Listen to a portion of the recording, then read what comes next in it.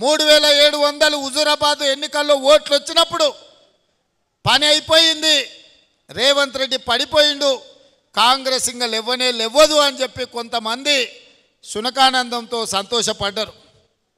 కానీ ధైర్యం కోల్పోకుండా 1.5% ఓట్ల నుంచి 40% ఓట్లకు కాంగ్రెస్ పార్టీ పెరిగి 64 సీట్లు గెలిచి ఇవాళ 65 సీట్లు ఉప ఎన్నికల్లో మనకు కంటోన్మెంట్ గెలవడం ద్వారా ఇవాళ 65 మంది ఎమ్మెల్యేలు 8 మంది పార్లమెంట్ సభ్యులు ఇవాళ మనకు తెలంగాణ రాష్ట్రంలో కాంగ్రెస్ పార్టీ కార్యకర్తలు కష్టపడి గెలిపించారు.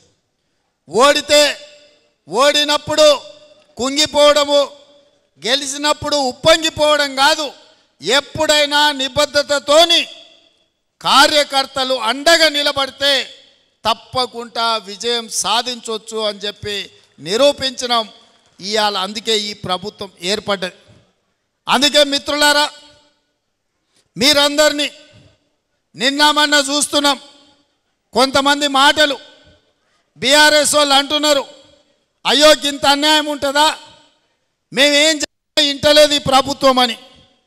10 ఏళ్ళు మా కార్యకర్తల్ని కొట్టి చంపి కేసులు పెట్టి జైళ్ళలో పెట్టినప్పుడు కేసీఆర్ ఎక్కడ పోయింది రాజనీతి, ఎక్కడ పోయింది ప్రజాస్వామ్యం? ఆనాడు మేము నీలాక దొంగ దెబ్బ తీస్తలేం, నీలాక అక్రమ కేసులు పెడతలేం, బాజాబ్తా ప్రజల చేత ఎన్నికై ఇక్కడికి వచ్చినాం.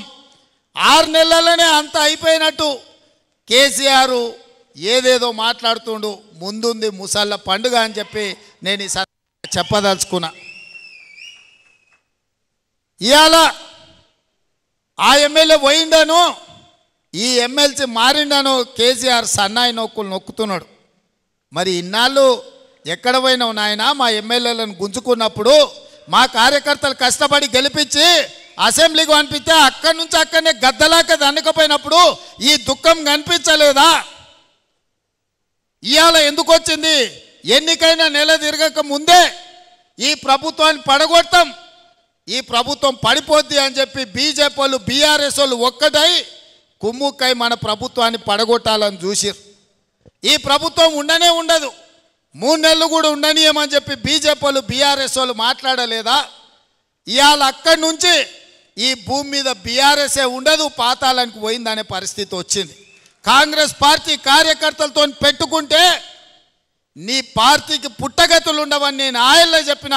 మా కార్యకర్తలు ఉసురు తలిగింది కేసీఆర్ నీకు, వాళ్ళ ఉసురు తలిగి దుమ్ము కొట్టుకపోతావు, నీకు ఇంకా రాజకీయంగా మనుగడ లేదు. ఇప్పటికైనా నువ్వు అర్థం చేసుకొని